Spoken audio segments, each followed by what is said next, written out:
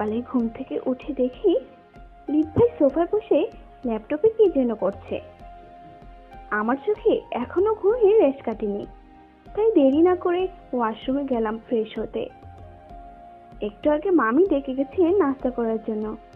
আমি ওয়াশরুম থেকে বের হয়ে দেখলাম উনি এখনো বসে আছে ওইভাবে। আমি ওর সামনে দাঁড়িয়ে ওর দিকে তাকিয়ে বললাম, নাস্তা করবেন না? কিন্তু আমার কথা যেন সে কানের এই পাশ দিয়ে নিয়ে ওই পাশ দিয়ে বের করে দিল। আমার রাগ হলো প্রচুর। অতিরিক্ত কোনো কিছুই ভালো লাগে না আমার। আমি রাগে ওর থেকে ল্যাপটপটা নিয়ে নিলাম এক টানে। এই যে খাম্বা মহাশয়, আমার কথা কি আপনার কানে যায় না? এত ভাব দেখান কেন আমার সাথে? একটু আগে মামি ডাকলো, শুনতে পাননি? সে আমার দিকে চেয়ে বলল, তুমি যাও, আমি আসছি। ল্যাপটপটা দাও এখন। নেব একটা শর্তে। সে আমার দিকে ভ্রু কুচকে তাকিয়ে বলল, কি শর্ত? আমার গালে একটা ছোট্ট আপ্পা দিতে হবে। সে আমার দিকে এক দৃষ্টিতে তাকিয়ে বলল, তোমার কি মনে হয় এত সহজেই? এর মাঝে আমি তাকে থামিয়ে দিয়ে বললাম, এত কিছু মনে হওয়ার প্রয়োজন নেই। আমার সাথে ভাব দেখানোর অপরাধে এটা আপনার শাস্তি। এত ঠেকা পড়েনি আমার। বলেই উনি উঠে নিচে চলে গেল। আমি তার দিকে তাকিয়ে রইলাম। ঘুমের মাঝে লক্ষ্মী চুমা খেতে দোষ নেই, আর সরাসরি দিতেই তার দোষ। শিলা টেবিলে নাস্তা সাজিয়ে দিচ্ছে। আমরা সবাই একসাথে নাস্তা বসলাম। মামা চলে যাবে তার অফিসে, আর কিছুক্ষণ পর রিত ভাইও চলে যাবে হসপিটালে। এরপর বাসায় আমি আর মামি, শিলাও থাকবে। তখন সকাল 8টা। রুমে এসে দেখি রিত ভাই চুপচাপ বসে আছে। তার সাথে কথা বলায় বাহানা খুঁজতে লাগলাম, কিন্তু খুঁজে পাচ্ছি না। হুট করে সে আমায় বলল, এক কাপ চা এনে দাও তো আরশি। আমি একটু ভ্রু কুঁচকে তাকালাম তার দিকে। একটু আগে না চা খেলেন? এখন আবার খাবো, প্রবলেম কি? কোথাও কি লেখা আছে 2বার চা খাওয়া অপরাধ? আচ্ছা আনছি। বলেই রুম থেকে বের হওয়ার জন্য হাঁটাতে হলাম। উনি এত ল্যাপটপ নিয়ে কি করছে তা নিয়ে রীতিমতো চিন্তা হচ্ছে আমার। কোনো মেয়ের সাথে কথা বলছে না তো আবার? দরজায় আসতেই ওকে দিয়ে দেখার চেষ্টা করলাম, কিন্তু ও আমার দিকে রাগী লুক নিয়ে তাকাতে আমি চলে গেলাম। আমি 2 কাপ চা বানালাম। দুইজন মিলে একসাথে খাবো আর আড্ডা দিব। কিন্তু আমার ভাবনাকে জলে ফেলে তিনি বলল, চায়ে চিনি বেশি হয়েছে, আর চিনি বেশি খেলে ডায়াবেটিস হয়। যাও এটা চেঞ্জ করে নিয়ে আসো। একটু রাগ হলো আমার, তাও জোরপূর্বক একটা হাসি দিয়ে চলে গেলাম। আবার আবার একেবারে ওনার মতো পারফেক্ট করে বানিয়ে নিলাম।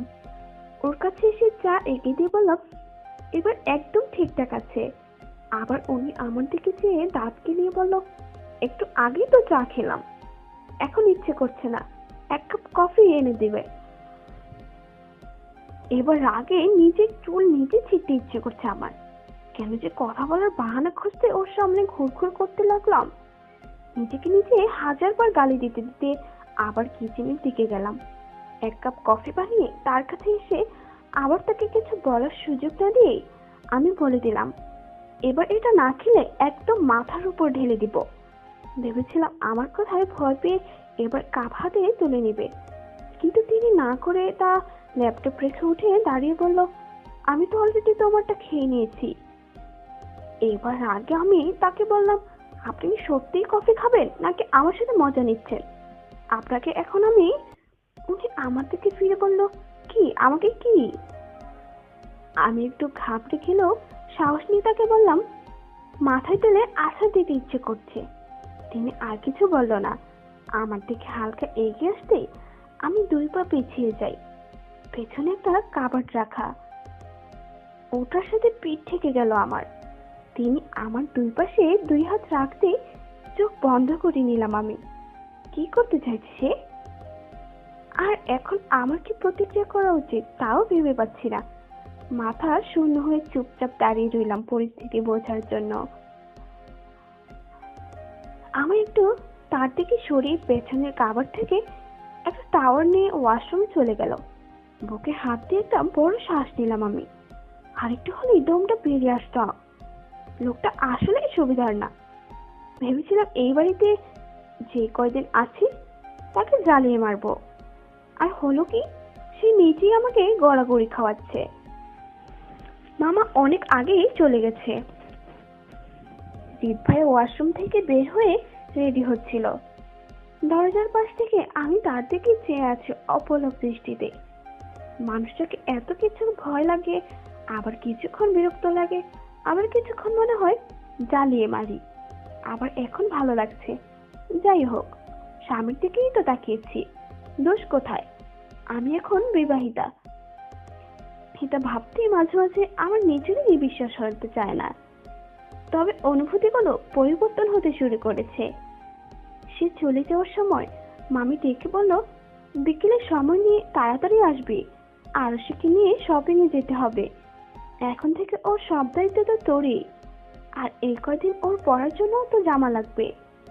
আচ্ছা মা, আমি আসি বলেই বেরিয়ে গেল রিত ভাই। আমার মনে হলো সে বিরক্ত বোধ করছে। যাই হোক, ওসব না ভেবে মামিকে বললাম, আচ্ছা মামি, সে বিয়ে করেছে আর 2 দিন সময় বের করতে পারেনি? আমার কথায় মামি কোনো উত্তর দিল না, শুধু মুখ টিপে হেসে চলে গেল ভেতরে। আমি হা হয়ে তাকিয়ে রইলাম। হাসির মতো কি বললাম আমি তো শুধু জানতে চেয়েছি। আজব। সন্ধ্যা বাড়ি ফিরল রিদ। গাড়ির শব্দ শুনতেই আমি বেলকনিতে গিয়ে দাঁড়ালাম। দেখি সে গাড়ি রেখে ভেতরে আসলো। রুমে এসে সোফায় বসে আমার উদ্দেশ্য করে বলল, এক গ্লাস ঠান্ডা পানি দিবে আরশি? সকালের মতো করবেন না তো আবার? মানুষ কি সবসময় ফানি মুডে থাকে? বাহ, আপনি ফানি মুডেও থাকতে পারেন, জানতাম না তো। সবসময় তো গম্ভীর হয়ে থাকেন। রিদ ভাইয়া আমার দিকে ভ্রু কুঁচকে তাকিয়ে বলল, আমায় ভয় পাও না? আমি একটা ডোন্ট কেয়ার ভাব নিয়ে বললাম, আরশি কাউকে ভয় পায় না, সাহসী মেয়ে বলতে পারেন। আচ্ছা, দেখা যাবে। সন্ধ্যার পর আমরা বের হলাম। আজ নিজের স্বামীর সাথে শপিং করতে যাচ্ছি। ভাবতে কেমন অদ্ভুত অনুভূতি হচ্ছে। তিনি গাড়ি নিতে গেলে আমি বললাম, গাড়ি কেন? তাহলে কি আমার কাঁধে করে যাবে? নিতে পারবেন? আচ্ছা থাক, লাগবে না, রিক্সায় যাব, চলুন। রাতের আকাশের নিচে রিক্সায় করে চড়ার অনুভূতি অন্যরকম। চড়েছেন কখনো? অনেক। তবে আমার কাছে তেমন একটা গভীর অনুভূতি কাজ করেনি। আমি বিড়বিড় করে বললাম, অনুভূতিহীন মানুষের আবার গভীর অনুভূতি? উনি ভ্রুকুচকে আমার দিকে চেয়ে বলল, কিছু বললেন? আমি একটু হেসে বললাম, না, কিছু বলিনি। কখনো গভীর অনুভূতি পাননি, তাই তো? আজ পাবেন, চলুন। উনি আর কথা বাড়ালেন না, চুপচাপ আমাকে নিয়ে হাঁটা শুরু করলো। সে একটা রিক্সা ডেকে উঠে বসলো, আমিও পাশে উঠে বসলাম। রিক্সার সিট এতটা বড় না, তবু আমাদের মাঝখানে দূরত্ব রয়েছে অনেক। তাকে দেখে মনে হচ্ছে যেন আমার সাথে তার শরীর লাগলে অনেক বড় ক্ষতি হয়ে যাবে তার। মানুষটার দিকে যতবারই তাকাই ততবারই অবাক হই। হুট করে খুব কাছে চলে আসে, আবার কিছু সময় তার হাবভাব দেখলে মনে হয় জীবনে মেয়ে মানুষ চোখেও দেখেনি। নিজেকে যতটা সাধু প্রমাণ করতে চায় ততটাও সাধু নয়, তা এই 2 দিনে ভালোই বুঝতে পেরেছি আমি। মেয়েটা বউ নিয়ে রিক্সায় উঠেছিস, এত ঢং করার কি আছে? আমি তার দিকে চেয়ে বললাম, আগে কখনো মেয়ে নিয়ে রিক্সায় উঠিনি। তার সোজা উত্তর, আস্তাগফিরুল্লাহ, তওবা তওবা। আমাকে তোমার ওই টাইপের ছেলে মনে হয়? পড়াশোনা করি কুল পেতাম না, এসব আলগা পিরিয়ড করার সময় কই। খোলা আকাশের নিচে চাঁদের কিরণ ছড়িয়ে পড়েছে চারিদিকে। এর মাঝে নির্জন রাস্তায় রিক্সায় করে একটা কাপল যাচ্ছে। অনুভূতিটাই অন্যরকম। আমাকে কেন জানি ইচ্ছে হচ্ছে মাঝখানের দূরত্বটা দূর করে এক হাত জুড়ে কাঁধে রাখা মাথা রাখতে। আচ্ছা, রাখলে কি খুব বেশি অপরাধ হয়ে যাবে? সে কি রেগে যাবে নাকি লজ্জা পাবে? আচ্ছা, ছেলেদের লজ্জা পাওয়া মুখ দেখতে কেমন হয়? জড়তা কাটিয়ে একটু তার দিকে ঘেঁষে বসার চেষ্টা করলাম, কিন্তু সে আরেকটু সরে দাঁড়ালো। একটু বিরক্ত লাগলো আমার, রাগও হলো প্রচুর।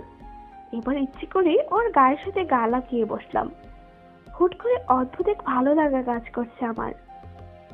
ভালো লাগায় আসলে সময় লাগে না, একটা মুহূর্তেই যথেষ্ট। এটা আগে বিশ্বাস হতো না আমার।